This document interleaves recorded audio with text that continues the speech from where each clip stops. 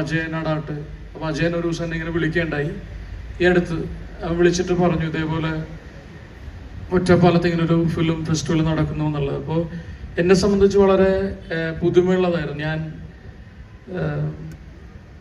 അതായത് ഈ theatre festival, film festival എന്നൊക്കെ പറഞ്ഞു കഴിഞ്ഞാൽ ഇപ്പോഴും നമ്മൾ വളരെ ശക്തമായിട്ട് സിനിമയിൽ അഭിനയിക്കുമ്പോഴായി ആളുകളുടെ കൂട്ടത്തിൽ നിന്ന് സിനിമ കാണുക, നാടകം കാണുക എന്നൊക്കെ പറയുന്നത് ജീവിതത്തിൽ നമുക്ക് നൽകുന്ന ഏറ്റവും പ്രധാനപ്പെട്ട സന്തോഷങ്ങളിലൊന്നാണ്.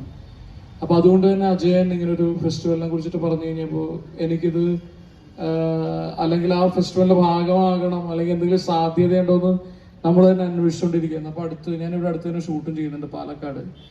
അപ്പോഴാണ് ഞാൻ അറിയുന്നത് ഈ ഫെസ്റ്റിവൽ ഉദ്ഘാടനം ചെയ്യാൻ വരുന്നത് അത് എന്നോട് പറഞ്ഞിട്ട് പ്രാദേശികമായിട്ടുള്ള ഒരു ഫിലിം ഫെസ്റ്റിവലാണെന്നുള്ളത്. അപ്പോൾ ഞാൻ ഈ അനുരാഗ് കശ്യപ് എന്ന് പറഞ്ഞ ആളെയൊന്നും ജീവിതത്തിൽ കണ്ടിട്ടുകൂടിയില്ല. ഇപ്പോഴും മലയാള സിനിമയുടെ അല്ലെങ്കിൽ ഒരു സിനിമയുടെ മെറിറ്റ് നിർണ്ണയിക്കപ്പെടുന്നത് ഈ പറയുന്ന ഒരു ചുറ്റുവട്ടത്തിലുള്ള ഈ ഫോർമുല സിനിമകൾ എന്ന് പറയുന്ന, അല്ലെങ്കിൽ ഒരു സിനിമ തിയേറ്ററിൽ എത്രത്തോളം ഓടി എന്ന് പറയുന്നതിന്റെ അടിസ്ഥാനത്തിൽ മാത്രം മെറിറ്റ് നൽകുന്ന, അല്ലെങ്കിൽ അതിന്റെ ഒരു അളവുകോൽ വെച്ച് സിനിമ അളക്കുന്ന ഈ ഒരു സാഹചര്യത്തിൽ എനിക്ക് തോന്നുന്നു ഇത്തരം ഫിലിം സൊസൈറ്റികളും ഫിലിം ഫെസ്റ്റിവൽസും പ്രത്യേകിച്ച് ഇത്ര ഈ പറയുന്ന ഒറ്റപ്പാലം പോലെയുള്ള സ്ഥലങ്ങളിൽ അങ്ങനെ ചെറിയ ചെറിയ പോക്കറ്റ്സിലുള്ള ഫിലിം ഫെസ്റ്റിവൽസ് ഭയങ്കര പ്രാധാന്യം അർഹിക്കുന്നുണ്ട്.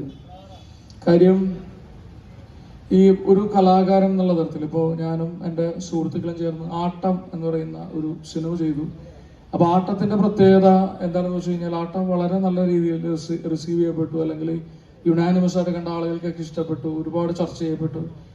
ഒരു ആ സിനിമയിൽ പ്രവർത്തിച്ച ആളെന്നുള്ള തരത്തിൽ അതിയായ സന്തോഷമുണ്ട്. പക്ഷെ ആട്ടം നമ്മൾ ഉണ്ടാക്കിയത് ഒരു 20 വർഷമായിട്ട് നമ്മുടെ കൂടെ നാടകത്തിൽ പ്രവർത്തിക്കുന്ന ഒരുപാട് നാടകക്കാരെ പ്രധാന വേഷത്തിൽ വെച്ചുകൊണ്ടിട്ടാണ്. ഇപ്പൊ ഇന്നിവിടെ ആട്ടം പ്രദർശിപ്പിക്കുന്നു എന്നുള്ളതാണ് എനിക്ക് ഇങ്ങോട്ട് വരാനുള്ള ഏറ്റവും വലിയ പ്രചോദനം. അപ്പൊ നമ്മുടെ ഈ 9 സുഹൃത്തുക്കളെ പ്രധാന വേഷത്തിൽ വെച്ചിട്ട് ചെയ്തൊരു സിനിമയാണ്. അപ്പൊ അത്തരം ഒരു സിനിമ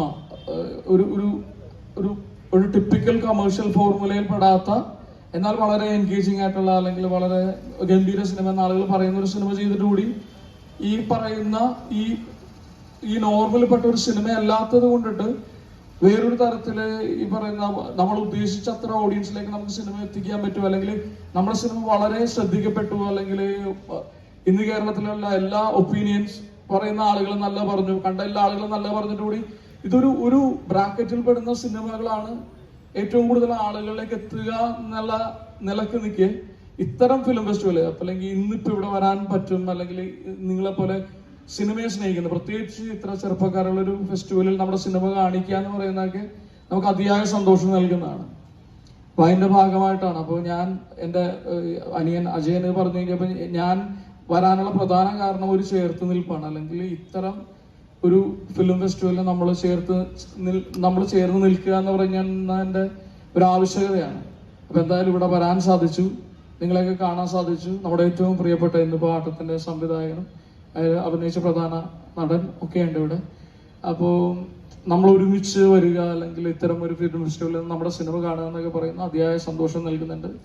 അപ്പൊ ഇനി വരുന്ന വർഷങ്ങളിൽ ഇതിലും ശക്തമായിട്ട് ഫിലിം ഫെസ്റ്റിവലിൽ പ്രവർത്തിക്കാൻ സാധിക്കട്ടെ, അല്ലെങ്കിൽ ഇത്തരം ഫെസ്റ്റിവൽ മറ്റുള്ള സ്ഥലങ്ങളിലെ യുവാക്കൾക്ക് ഒരു പ്രേരണയാകട്ടെ. പിന്നെ നമ്മൾ നേരത്തെ പറഞ്ഞ പോലെ നമ്മൾ ഒരു സിനിമയിൽ അഭിനയിക്കുമ്പോൾ, നാടകത്തിൽ അഭിനയിക്കുമ്പോൾ അത് നമ്മളിൽ മാത്രം ഒതുങ്ങുന്ന, അതിന് പല ഘടകങ്ങളുണ്ട്.